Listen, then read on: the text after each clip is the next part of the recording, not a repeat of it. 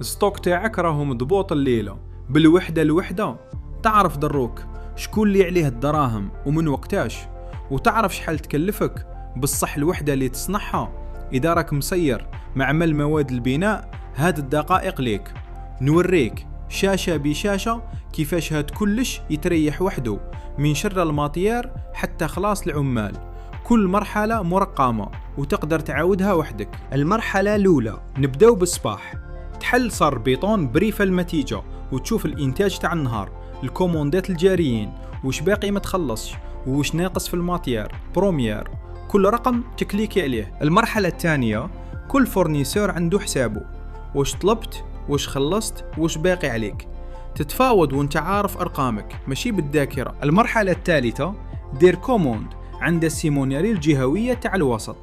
كي توصل السلعة الكميات يدخلوا الستوك وحدهم بسوم الشراء الحقيقي، وهذا السوم هو اللي يعطيك التكلفة الحقيقية تاعك بالضبط. المرحلة الرابعة هنا الماتير بروميير تاعك والمنتوجات الكاملين، كل واحد سوم الوحدة وحد التنبيه.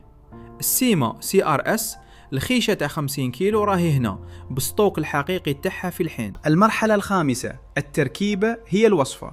باش تصنع واحدة من البيطون الوجد بي 25 تحتاج قداش من هذا الماتير، تكتبها مرة واحدة والبرنامج يخدم بها في كلش من بعد. المرحلة السادسة تطلق اوردر دو فابريكاسيون كي يكمل الماتير بروميير تخرج من ستوك، والمنتوج الكامل يدخل اوتوماتيك بالكميات الصحاح.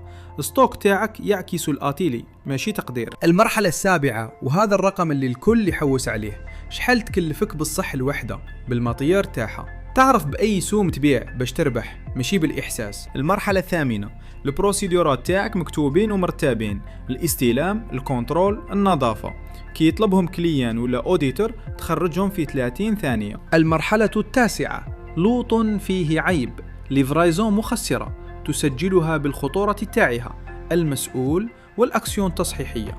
المرة الجاية تعرف إذا المشكل يتعاود وعند أي فورنيسور. المرحلة العاشرة كل ديبو عنده ستوك تاعو، الماتير من جهة والمنتوجات الكاملين من جهة، تعرف وش راه وين وتحول بيناتهم. المرحلة ال11 البون تاع التسليم، يرافق السلعة ويخرج الكميات من الستوك. الفوكتورة ما تمسوش. الليفرايزون هي اللي تحرك الستوك ماشي الكاغط التجاري. المرحلة 12 الفوكتورة تاعك فيها النيف، الروجيستر، الترقيم القانوني، وحق الطابع يتحسب وحده على الخلاص كاش، قانونية بلا ما تخمم فيها. المرحلة 13 كل فاكتورة تبين لك وش تخلص وش باقي، كليان كبير يخلص على مراحل، كل فيرسمون يتسجل وتشوف وش راهو عليك في أي وقت. المرحلة 14 الكاسة تاعك والبانكا في بلاصة واحدة، الدخلات، الخرجات، الفيرسيمونات، تعرف وش عندك قبل ما تكوموندي ماتير الشهر الجاي. المرحلة 15 كل ماشينة عندها الفيش تاعها، الشيرة، الصيانات اللي دارت والموعد الجاي. البان تتسجل بالتكلفة تاعها، تشوف أي ماشينة راهي تكلفك أكتر. المرحلة 16 البوانتاج. في الأتيلي سوايع الفريق والسوايع الزايدة صعيب تضبطهم بالراس. البوانتوز هي اللي تحكم شكون جا وقتاش، الريتارات والسوايع سيبليمونتار.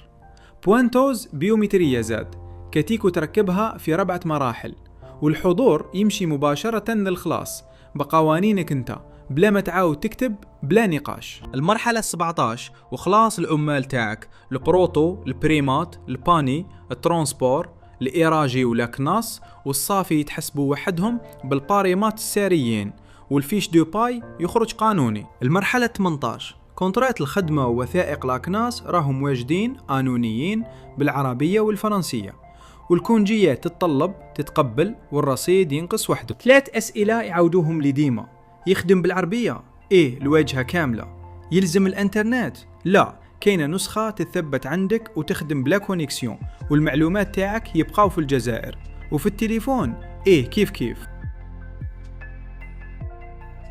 هكذا شفت وش يدير الموارد لمعمل مواد البناء. ابعت لنا في واتساب، النمرو راهو قدامك في الشاشة.